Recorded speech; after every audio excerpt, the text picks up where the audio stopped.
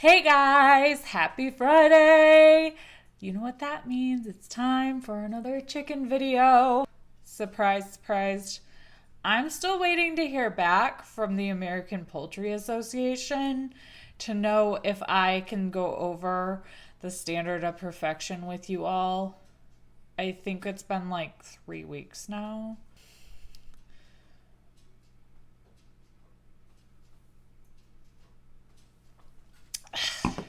Yeah. So, not going to go over that today, obvi, but I might have to send a follow-up email because this is taking a little bit.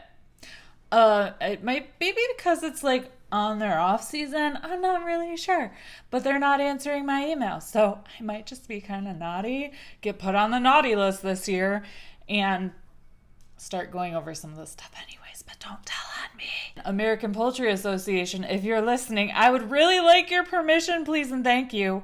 Or you can just tell me no too. Like that's fine.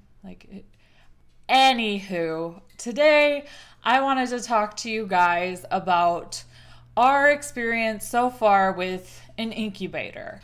We technically don't even have our own incubator. We're still borrowing one of my husband's coworkers' incubators, so I guess we should stop being lame and probably just go buy our own. We're on our 4th go-around with the incubator hatch. We were going to stop after the last Savart Hona hatch, but we noticed that Marshmallow, our white silky, was getting with Mr. Frizzle, our red Frizzle Bantam Cochin, and we just could not resist hatching some of those babies. But we just candled those. We do typically candle on day 7. Those should hopefully hatch like right before Christmas. We're super excited. So in the spirit of that, we're still learning quite a bit about the incubator space, but I thought I would let you guys know what we've learned so far because we have hatched both of our own and we've done shipping eggs.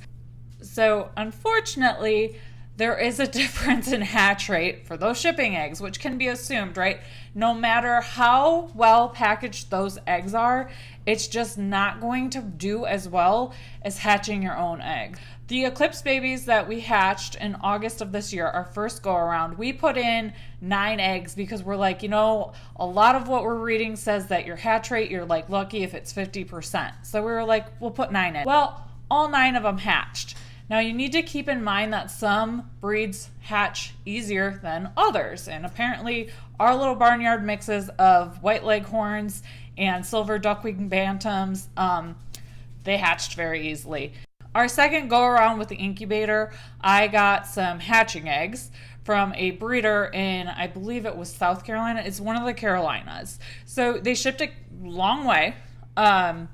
She did everything she could to ensure that I was going to have the best hatch possible. So I got them. We usually candle on day 7 because that's when you can first start seeing some movement.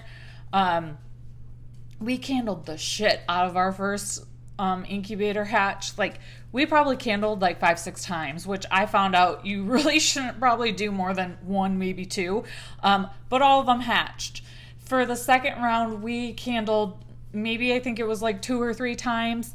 We saw a lot of movement, at least half of the 7. I would say at least 4 or 5 were developing quite nicely up until lockdown. Only 1 hatched out of the 7, and I was just like devastated because you kind of like question if you did something wrong. Like our power went out for a little bit one day because of a storm. Was that it?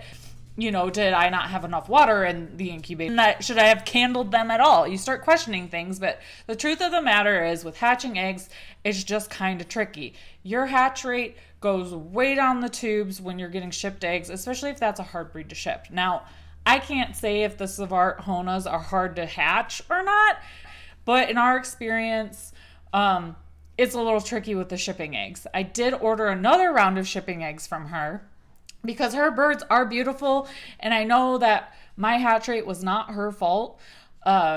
We did get another round of 7 eggs, and this time 2 hatched.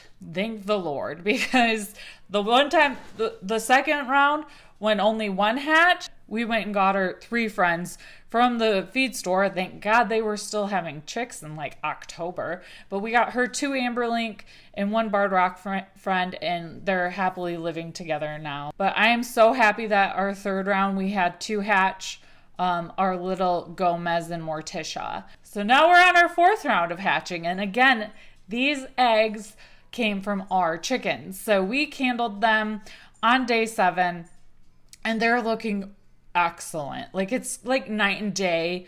The big difference I do notice by hatching eggs and our eggs, where the hatching eggs are shipped to us, is the air bubbles, or the air sacs at the top. You need to make sure when you get hatching eggs that you do let them sit for like 24 hours at minimum. The second time we let them sit for 48 hours, and I think that kind of helped with the development of them. But the air sacs and all of the ones we candled from this hatch number 4 have been excellent. Everybody's like moving around, having a party. So we're going to have some sizzles, some silky frizzle mixes going on here real soon. And then also we did notice that our lavender Orpington rooster was getting with our Easter egger. And we actually saw some movement in at least one of those eggs last night.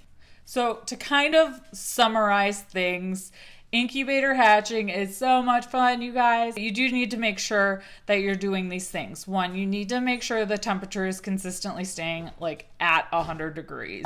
2, make sure there's some water in there because that keeps them from drying out, especially around lockdown time. You don't want them to dry out because sometimes that can prevent them from hatching.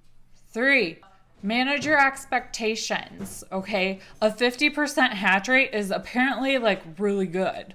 So if you go into your hatch thinking that you're only going to get 50%, sometimes you'll get a little more, sometimes you'll get a little less. That'll kind of manage your expectations, and don't be too hard on yourself if it's not that good. Now, if they're hatching eggs that were shipped to you, it might be even lower. So keep that in mind when you are ordering hatching eggs from a breeder that will be shipped to you. Also, something worth noting, this is a question that I get quite often in my inbox on Instagram.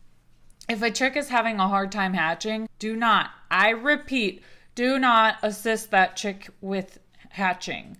Unless you have somebody with you that's done it before and really knows what they're doing, I'd advise you to not do it. If the chick is not strong enough to hatch itself, it's probably not a chick that you want. And I know it's hard and I know it's really sad, but I wouldn't do it.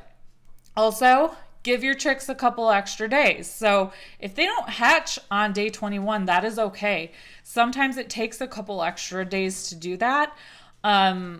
Try not to spend too much time opening it because, again, that air will affect the moisture in the egg. And if it's too dry, it makes it kind of hard for them to hatch. So you can totally leave the chick in the incubator for up to like 2 days. Personally, after a couple hours, we tend to sneak ours out of there if they're dried off and then put them in our brooder for them so they can continue to dry off. We make sure they drink some water before we introduce food in there, but they can go 2 days without food and water because of the yolk that they absorbed while they were in the egg. So don't feel like you have to rush them out of there. Don't feel like you need to give them food and water immediately. If you don't have everything set up right away, that is totally fine. Like, you literally have 2 days if you need it. So I hope some of these tips were extremely helpful to you because it's some of the stuff that we've either learned by ourselves or that we just kind of figured out from the Google or from YouTube. But I hope that kind of gives you an idea if you are thinking about trying to hatch your own eggs, you know what to expect from your own eggs, you know what to expect from hatching eggs. Also do some research about the breed you want to hatch because that'll also manage expectation about what the typical hatch rate can be for that breed because they do kind of differ sometimes. If the eggs have been in there for more than 25 to 30 days, they're probably not going to hatch. Oh, and also you can tell just by kind of sniffing the eggs if they start to smell bad or rotten, then it's definitely time to just give up. But this shit ain't for the weak. You need to have your expectations set when you go use an incubator, try to hatch eggs, and then dealing with a broody hen is a completely different story, and maybe we'll talk about that some other time. But I hope this was helpful for you, and I hope you guys have a fantastic weekend, and cheers! Yes! Weekend freaking weekend. Look who wanted to come say hi. It's a stalker. It's a Poppy stalker. She was watching me the whole time I did this video. Are you my producer? Producer Poppy!